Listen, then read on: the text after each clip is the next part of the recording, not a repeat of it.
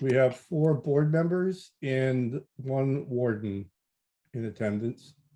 All right, I guess we got enough. So, Okay. hello, it is April 13th, 2022. This is the Hi. April meeting of the Guilford Shellfish Commission. I'm Bob. We follow a predetermined agenda. Items 1 through 10. Item 1 public agenda. The agenda is a public forum. Are there any members of the public here that wish to say anything?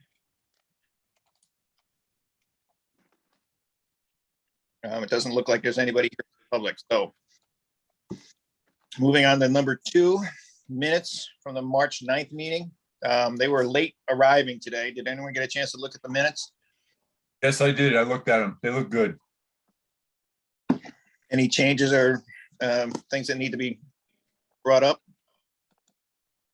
I feel everything looked like it was in order. Okay. Somebody want to make a motion to approve the minutes as submitted? I'll Peter, make a I motion. propose we approve the minutes of February of March 9th, rather, 2022. Second, all in favor? Aye. Aye.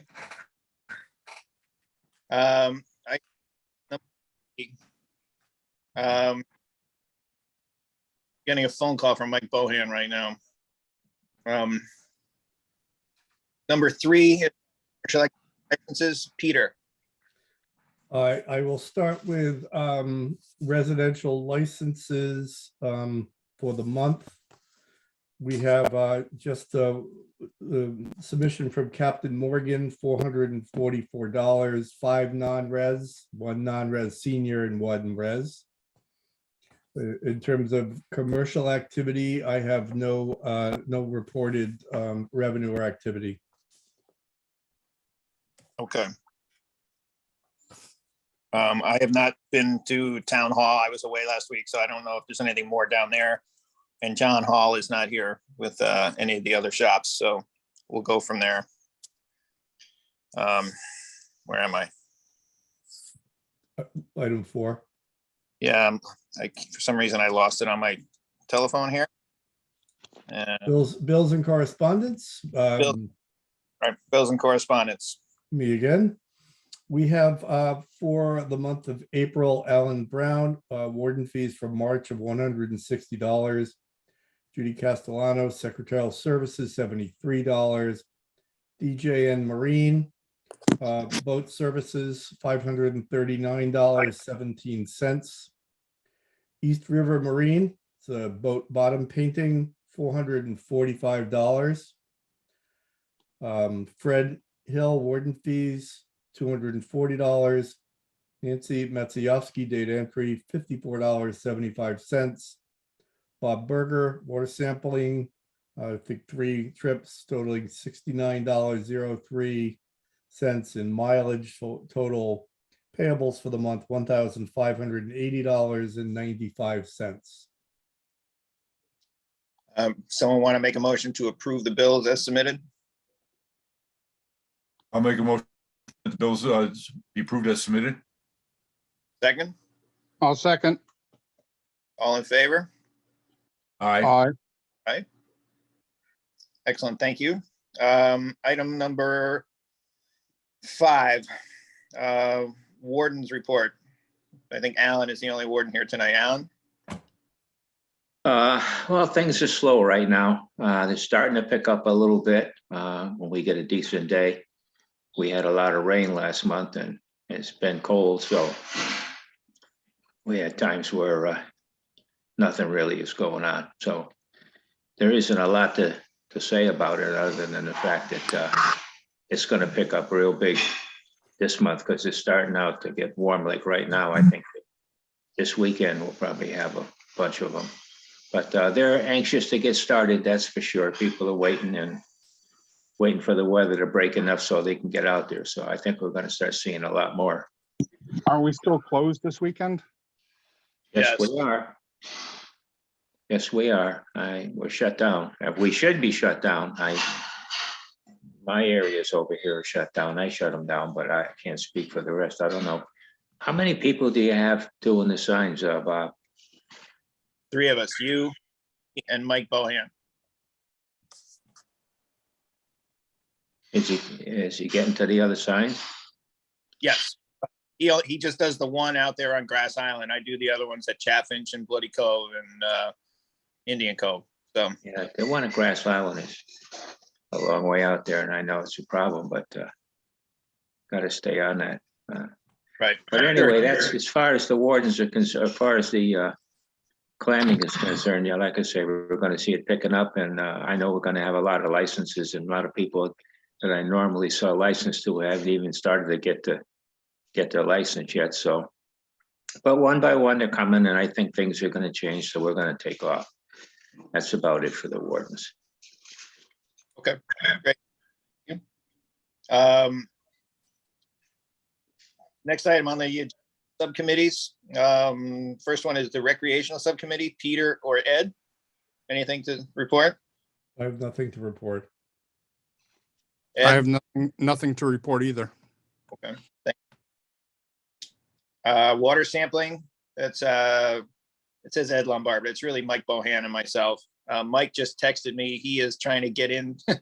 He is down at the town hall with Fred, wondering why the front door is locked. So I don't know if they'll be able to join in eventually. But as far as the water sampling goes, we are current. Last week with and we'll likely go a full 2 weeks before we get it opening, unless we get the boat in this weekend. Our Shellfish, which will come up here, one of the next items here, should be ready to go in the water. But for now, we are closed, but we're current, and the water quality has been good up until the closure. Next item is actually the very next item is the boat. John Hall is not here. I'm not sure why. He has been very active on getting the floor painted on the boat. He has done a tremendous job. Actually, a way better job than I would have done. I would have just put some paint on it, but he did a multi-step process, and the floor looks fantastic. Just sent me some pictures today. We got the boat back from East River Marine. It's bottom painted and cleaned up and ready to go. So once the floor cures and is fully dried, probably this weekend, it should be ready to go back in the water, and we should be good to go. Next item is the stocking. The local guys, as far as I know, the only thing we have coming up typically would be an oyster in May. I have not spoken to anybody from Dolan Brothers yet. I had contacted guys from ARC about sort of market, see if they had anything available, because getting full-size clamps for stocking from Chris Walston was a little unreliable last year. He was unavailable at some points and sort of pre-committed to a lot of their sales. And they actually contacted me earlier this week to say that they do have them available at a discount right now. But when I went further to talk to the Bureau of Aquaculture, they will not allow us to import full-size clams from another state. I was just thinking that, Bob, that came to my thought on the way home today, that there's size requirements on importing from other states. Right. So all the way up to 1 inch is allowable once it gets to a 1 inch size, which is below market size, below where I was trying to purchase. They're concerned about having impurities and harmful algal blooms that are in the clams themselves. So I thought we had found another source, but talking to Dave Carey, he said that they're going to try and work on forming a list of vendors that have been sort of certified as being okay to stock into Connecticut waters. That should be available in June, hopefully. So we got to wait on stocking. Hopefully next month we'll get some oysters in. Finance, next item, Peter.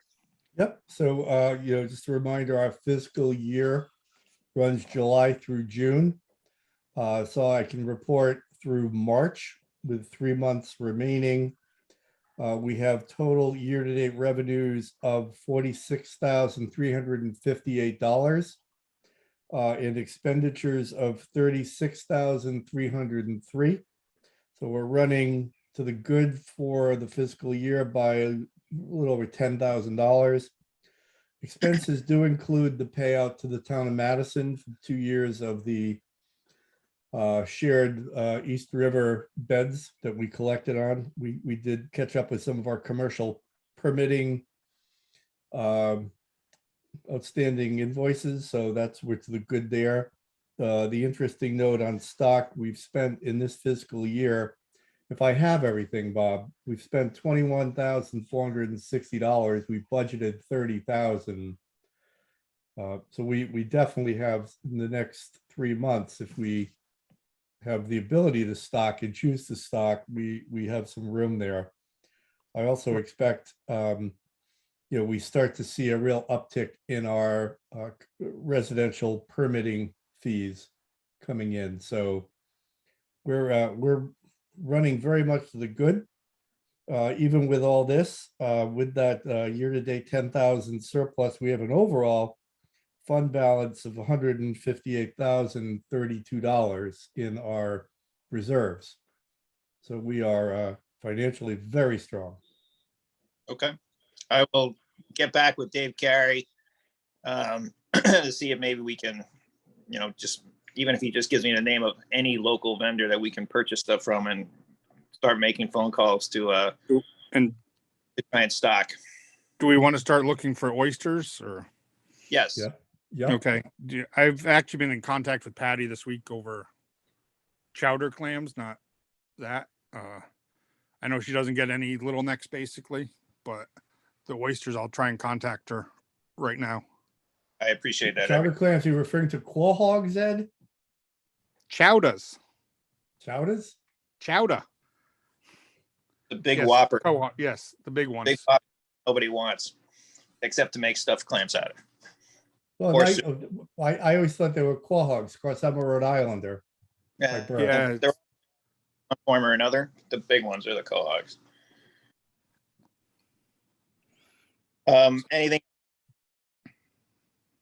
No. Special projects, John or Peter, anything going on? Okay, I got a little bit, I've gotten some course downloads from the study they're doing in East River study through that watershed area. I'm going through them. There's about 5 downloads that have to go for water sampling because they have a specific way they want to do it. I can inform people on that as I take them. Is that through Carl Harvey? That guy? Carl Harvey, correct, yes. Okay. Guy who was here last month. Right, correct. Mhm. Okay. Anything else? That's No. about the only thing going on right now. I'm also going for certification for food inspection again. I gotta get 16 credits. I got 8 credits already. I gotta get another 8 to make it up so I can be certified for another 3 years. Okay. Next item is signs. This is sort of a group effort in signs. Alan, I think your signs are fine, correct? Yes, they are. Mine are fine. Although I could use another lock. Ed, do you have locks left over? I think there's 1 or 2 around. Yes. All right. I need one for it's kind of rusted, so where I can barely get the thing closed. Yes. This batch of locks has not lasted long. We may want to think about upgrading them all. I know it's a pain getting keys redistributed and stuff, but Right. I've heard more and more about them. Okay. Yeah, I mean, that might be, I don't know if there's like a better quality lock that we can buy. We're the better quality ones, but anyway, we'll have to see if we can find something that's more sort of impervious to the weather. All right, I'll stop and get a lock from you sometime, whatever, in the next couple of days. Okay. Hey, do I get a hat also? Oh, yeah, right. I didn't get you a hat. And Alan, you don't have a hat yet either, do you? No, All right, I'll get you one. That's right. The hats that was like a big giveaway last month. I have one of the old locks we had in the past. So if if you want that, if you need that, I got it for you. You can come over and pick it up. It's brass. It's a It's a little key. better. It's a little better than the regular steel ones. The real steel ones, you're gonna have a problem with because the salt water gets in them and that just wipes them out. There's nothing you can do about that other than WD-40 them. But anyway, I have one if you want to just come on over and I'll give it to you. Okay. It has the same key. I don't think so. No. No, I'll it's check the it. old, we should just get rid of all those old locks with the old keys and Yeah, we did. But I still had a couple, so. Well, we'll stick. You know, if you're the only one doing that lock, that's not a problem because you got the key. Yeah. And then I need 2 keys because I go to 3 signs. So, I got 2 keys, no problem. all right. Thank you. Next item is website. Peter, anything new? I have nothing new to report on the website. Yeah. As far as I know, the website's. We'll get to any other updates in terms of. Yeah. we were I do have to get to Tracy because when I put out the agenda, the last one and this one, it specifies that it's a hybrid meeting, both town hall and Zoom. But apparently the notification that gets put up is still only Zoom. So I had a number of people mention that to me. I'll get that straightened up. All right. Item 7 on the agenda is update. Land acquisition commission, John Seviak. Okay, last month, they approved purchase of a property up on Route 80. That's about all I could say right now. Okay. Next one is also you, John, with the Sea Grant Advisory Board. Okay, I got an email from Tessa. She listed all the programs that were for the last 17 years on her email. You could easily access them on the website. I could pass that email along to everybody if they're interested. That's a big email. Yeah, it's quite. What it does, it gets you to the website for the state, and then each PDF files are for each one of the presentations for that year. Okay. A lot of information, pretty good. All right. Thank you. Harbor Management Commission, Peter. Very quiet, nothing this time of year to report. Yeah, I think the docks are going back in now, so that's probably more marina than harbor management, but Correct. Right, yeah. Docks, moorings, and other potentially impacting projects. John. Just the docks going back in, that's all I know of. did we hear anything about Little Harbor and those pilings or something that might have been being something? I got that email from, I guess it was Steve Goldschmidt, which then got forwarded on to you or me, and I have not heard anything more. I don't know of anybody that would be doing work over there. And I didn't have the boat available to go take a look myself. So I heard one mention of it and that's it. I don't know of any official projects that are going forward. Nobody's approached the commission here, and harbor management hasn't said anything either, as far as I know. Right. So I don't know how we would check if the pilings are being put in illegally or whatever, but Right. we would Well, want to follow up with that because next thing you know, there's a dock and they're going to try and get it grandfathered in. And right. I don't know if that's John. Do you have access anywhere like that, or can you? I can take a look. It has to go through. It should go through planning and zoning if it's doing anything. Planning, zoning, engineering. And this was done by a neighbor who was concerned because they were being put in front of his house, I believe. Yeah. And it was sent to the selectman's office. I'll try and forward you the email Okay. right now, so you might be able to get an address or follow up. Okay. Now just take a ride through and see what they have. Yeah. Yep. Okay. Thank you. Thanks. Sure. Old business. This is again repetitive every month. Some of these things come up. They've been going on for the last 4 or 5 years. Review of the Shellfish Management Plan is unchanged as of this moment. As I mentioned last month, we do now know sort of criteria they want us to meet to update the plan. So we will try and do that as often as we can, especially now that our boat is back in the water and we can, do water sampling a little more easily. B, the RFP process for new commercial lots, including dual purpose lots. Issuance of a letter to intent the lease, limited leases based on grower and harvester meeting set criteria showing lot to be used appropriately. This is in response to what was seemingly a bit of a trend for kelp farms that were trying to be pop up in the area around shellfish beds. I haven't heard much about them in about a year. So I don't know if they are moving forward or not. The last one I heard was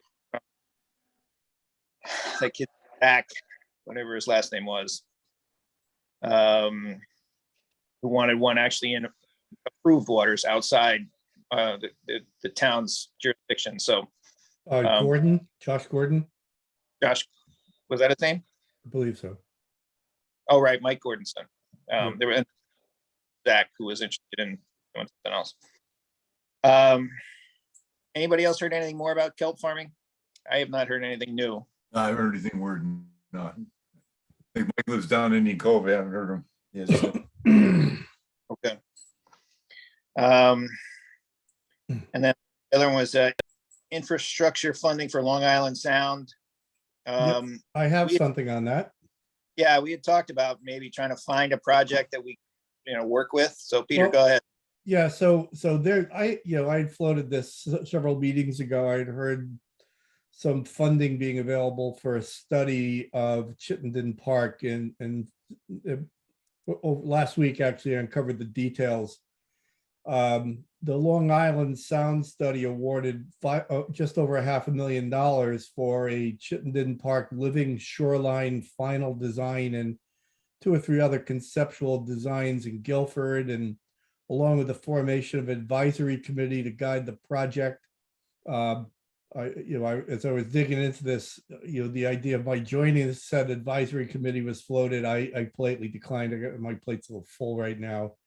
But the study is also partnering with the town of Guilford.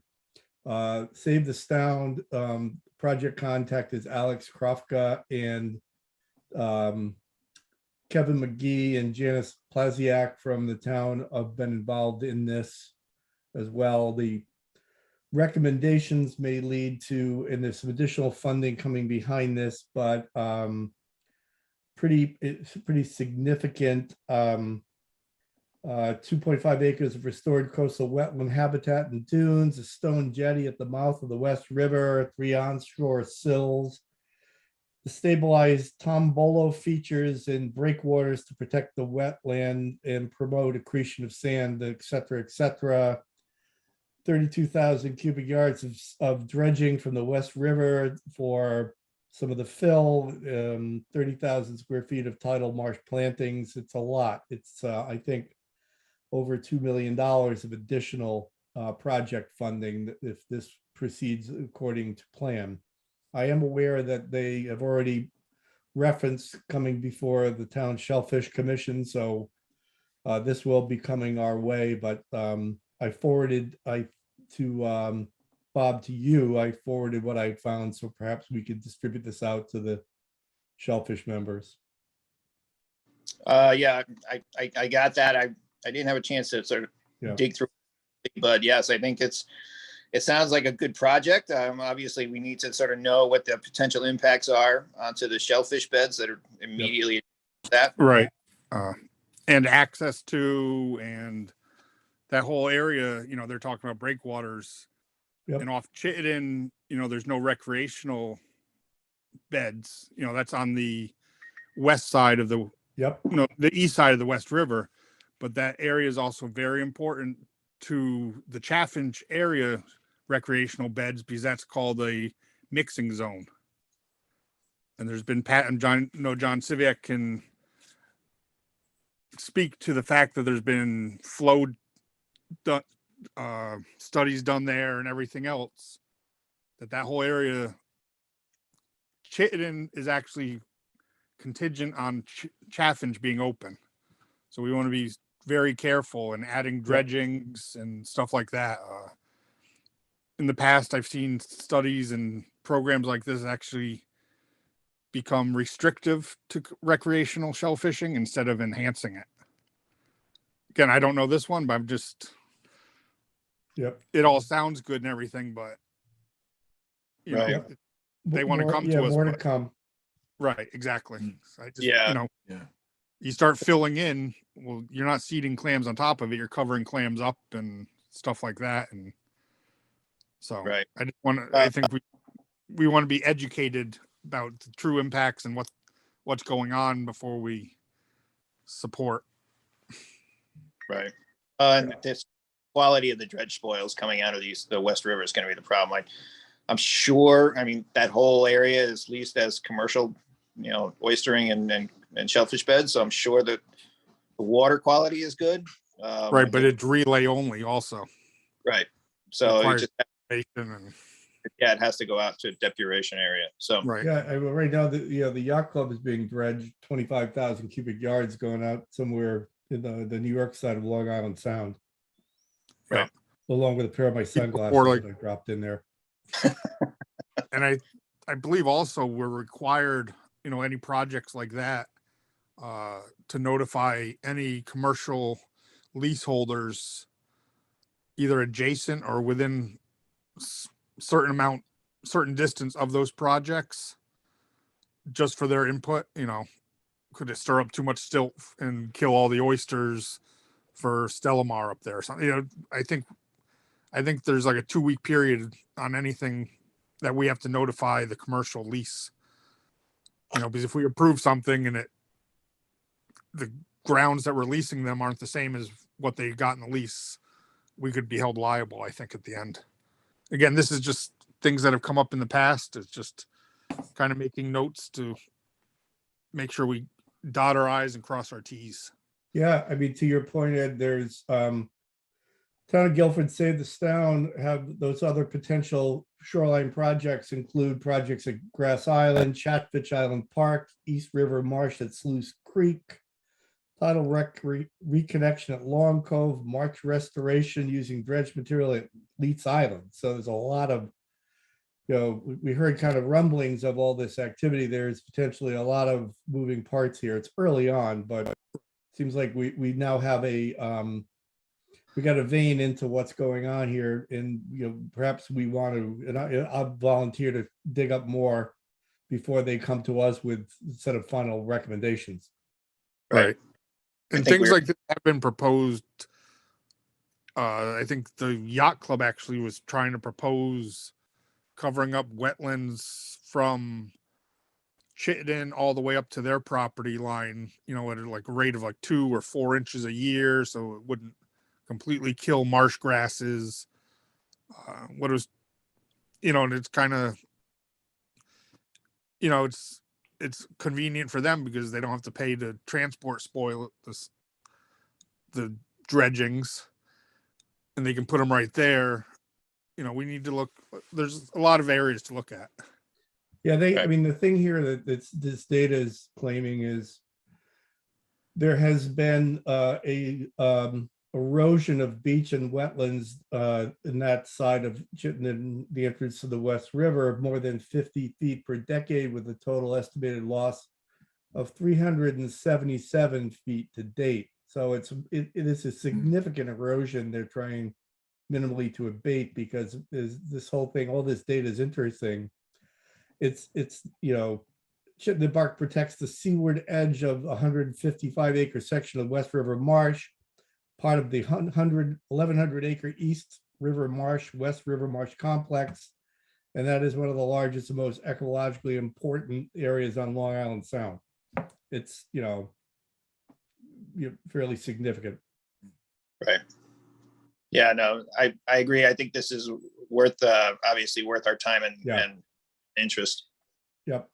Um, So early on, but anyway, I'm happy to have dug this data up, and I'll stay on it. Right, and I can assist as well.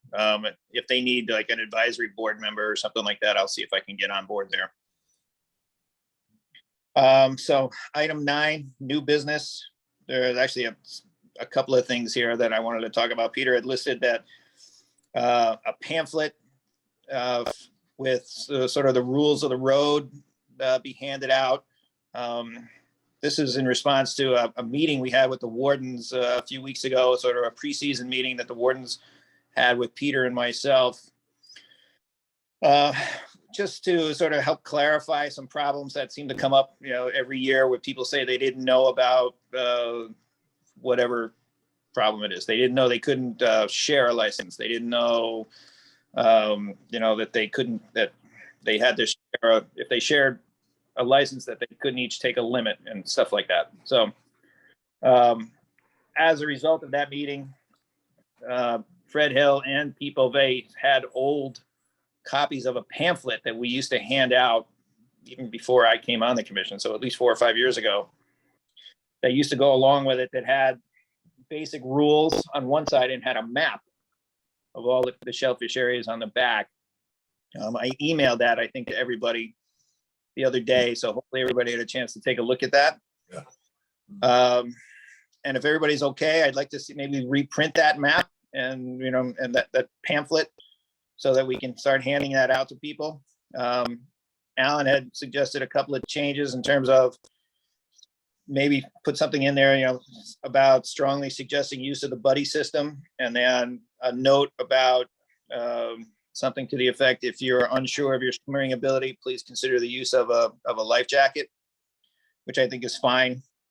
And then maybe update the map. The map is just sort of a sketching map of the outdoor of the area, but if we put specific sort of location addresses on there, so people can just plug them into their phones, and then their phones can guide them to wherever they're going. So The vendors should have those printouts. I know I've dropped them off to Captain Morgan and the town hall in the past yeah, year it or two. happened years ago. I'm just not sure that it's still happening. I know that we haven't reprinted any, as far as I can tell. Well, there was like a computer paper box full. Really? Yeah, So there's these somewhere. yes, I think there was two. There was one of the old version, and there was a new version, and Hang on like one second. goes back to, I think Allison was still partaking in the Right. design. I'm going to try and show this on camera. So this is sort of like one side that has the rules of the Yeah. road, Mhm. and then there's the map on the other side. Yeah, that should be getting handed out. I know Captain Morgan's called up and asked for them, and I've dropped them off.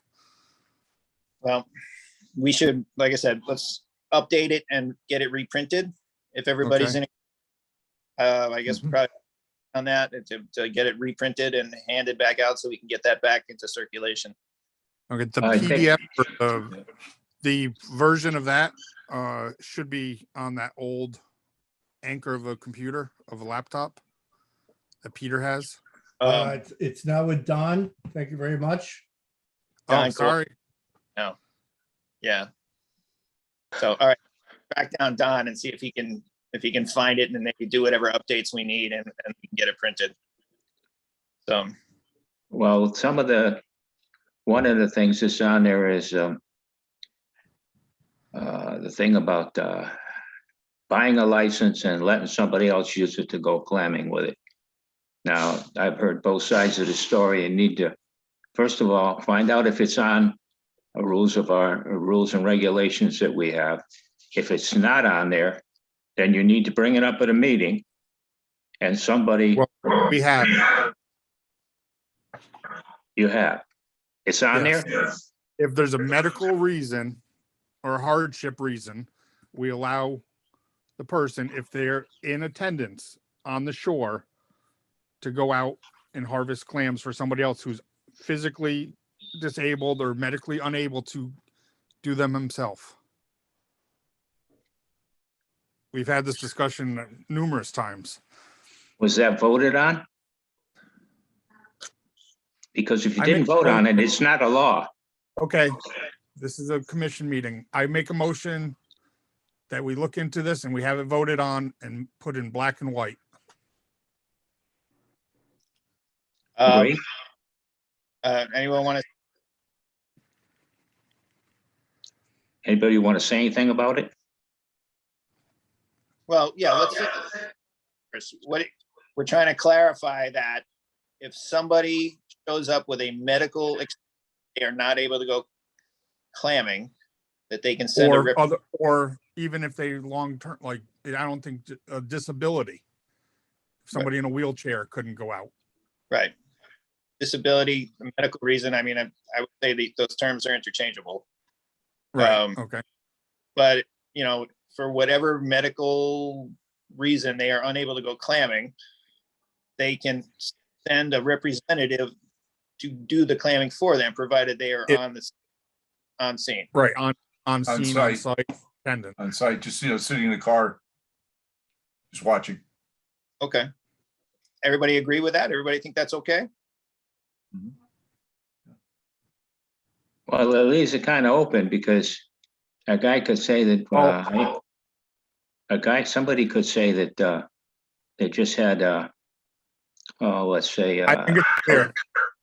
let me finish. This is Somebody a could- commission. What? Go ahead, Alan, finish.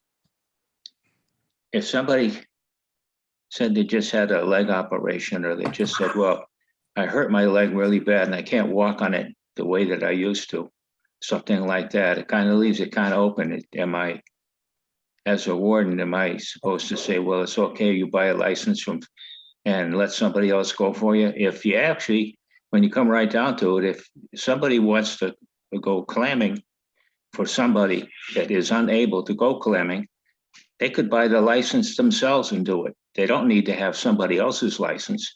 They could buy a license themselves and go clamming. And that would solve the problem. Then we don't have to have this kind of questionable thing coming up. So why can't somebody who wants to go clamming? If I have a leg, if my leg gets amputated and I can't go, well, one time my brother-in-law offers to go with me and I go down there and I can't go out in the water. Well, the next time my friend Brian decides to go down and help me, I'm not going to ask each one of them to buy a license to help me. They're helping me, one person, one license. And yes, there is a judgment call. If you see somebody running around physically able to, and they say, oh no, I'm disabled. Yeah, that's obvious. They're not disabled, but there's different. What if you have an open incision and don't want to get a bacteria infection? That's a medical reason. Most likely, the person that wants the clams pretty much would know somebody who has the license, and they could go get the clams for them, or they could have the guy go for them, get the clams. Okay. You don't have to buy a license and then go around looking for somebody in the neighborhood who would go out and go clamming for you. First of all, if the person doesn't have a license, he doesn't know anything about the rules. He doesn't know he has an 1.5 inch. Okay, what do the other commissioners think?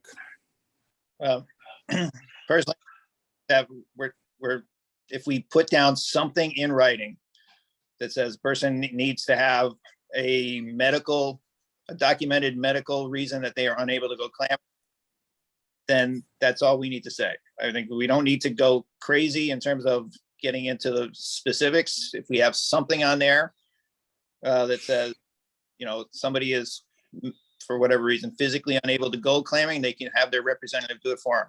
It's going to happen once or twice, maybe. I don't know how many times, but again, you know, we sell thousands of licenses every year, and for the however many times a situation like this comes up, I'm not going to lose too much sleep over it. Well, I think we're being liable for acting against the American with Disabilities Act if we prohibit it. Oh my God. Well, I had it come up. I had the situation come up, and the guy was just sitting on a stool, and he had his friend go out with 2 clamming buckets. So that's why I'm bringing it up, because I had this situation come up. That's 2 clamming buckets. That's different. This is 1 license, 1 bucket, 1 limit. No, my friend. This is a guy that had a license himself. Will you let me finish? Would you let me finish, please? From the commission right now. Good night. Now, the guy had a license himself. And the other guy bought a license. So he had 2 licenses. And he said he was going out for himself. And he was also going out for the guy sitting on a chair on the beach. That's what I'm saying to you. And I don't know if he had a disability or not. I asked him, he just said, I can't go out, so I have somebody, they told me I could buy the license and I could do this. So there was 2 licenses, one for the guy that was going and one for the guy that was sitting on the chair, and he was getting clams in both buckets. So this is what I'm up against. But I think it's probably okay. Had 2 licenses. One was held by, each individual, and, the guy was doing it for himself, and then he was being the representative for the guy who was, medically unable. Well, I don't know if he was medically, didn't seem to be. How's he going to prove that? Or do I just say it's okay? Again, a judgment call comes in, use whatever discretion you have to. I don't want to get. I don't want to be a hard guy to get along with him, and I don't operate like that. But I'm just saying it would be nice to have it cleared up for once and for all. Either you have a license or you don't have a license, and you don't go on somebody else's license, because I know I'm going to run into situations, and I've had it happen where I look at a person's license and it isn't their license. It was, I mean, if your name isn't, if you're a man, your name isn't even Elizabeth, all right? So this is the situation we run into once in a while. So I don't like to get shot in the back, as you say. I don't like to be on the short end of the wrong thing. So that's why I brought this thing up. And that's my point. 2 licenses, and the guy's going for himself and somebody else. And you want me to ask him if he has a valid disability and prove it to me? No, I can't do that. I can't ask somebody to do that. You want me to let him go? Fine, that's what you want to do. But write it in the new rules here, that if you have a disability, you can buy a license and let somebody else go for you, because we're going to probably have that come up a few times. So you decide whether you want to pass that or not pass that. All right. And I just gave you the situation with the two baskets. Right. Okay. We will try and finalize some kind of language so that it's easy and clear for everybody. I didn't know that there was some sort of sort of individual problem that you wanted to be addressed aside from the other 2 things, but the life jacket and I forget what else we were talking about. Buddy system. Oh, buddy system. Buddy system, yeah.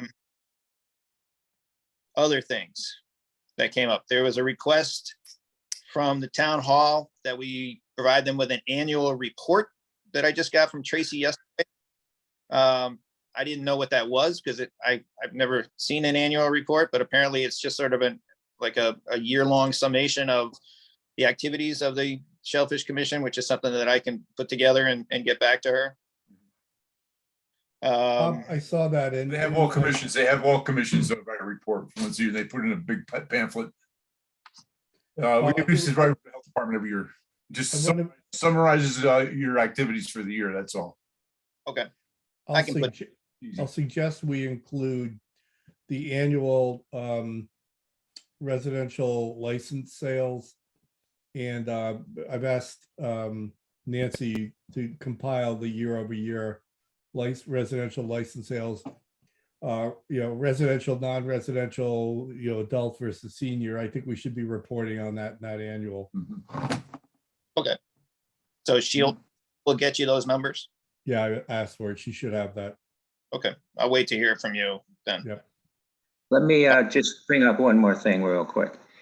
A person does not live in Guilford, but bought a building in Guilford to run a restaurant or something else. He is legally okay to go clamming with a resident license. I understand that part. But if he rents a store and runs a business here, he does not get a resident license, correct? No, the town criteria as to what they will, what they require for ID when he goes to buy a license. So if he has a tax bill of some kind that shows he is paying taxes on a property here in Guilford, I think that's all that's required. That would make him a resident of, have the property, he owns the property. But if he, a lot of times, like if you go to, you want to go vote on something, you could go down with an electrical bill that proves that you live in Guilford. Is that? The town's already kind of made this call for us, if I remember this last discussion. So Right. if you're a taxpayer in the town of Guilford, no matter what, you can access the town benefits, of which we're one. Right. So then we're saying that they can if they have a Yep. restaurant and they just run it. Okay. They just pay so- taxes. Period. Yeah, I mean, town has It's based on taxes. It's based on taxes. all right. There was something else. Oh, I had made a suggestion last time about possibly making it eligible for the commissioners to get licenses as part of their, benefit of being on the commission. It was suggested at that time that we go back and look at the bylaws. Bylaws, the actual paper bylaws, they couldn't find them actually at town hall. The town clerk was away and I was given an email address of something called E-Code 360. So that had bylaws on it, but they hadn't been updated in, I'm gonna say 25 years or so. I think 1994 Yeah. was the last they were updated, and there was nothing in there that sort of prohibited us from making this rule that, if you serve on the commission for 3 months, you're entitled to a free license for the year or whatever, however we want to make it. So do we want to talk about that and just make a motion here?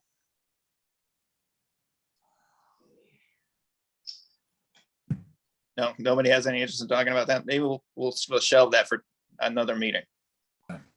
All right. Any other problems, concerns, or things you need to talk about? No? All right, item 10. Someone want to make a motion to adjourn? I propose we adjourn the April Shellfish meeting. Second? Second. All in favor? Aye. All right. Aye. Okay. All right, gentlemen. Thank you very much. Have a good night. Good to Take see you all. care. Happy Easter. Thank you. Happy Easter.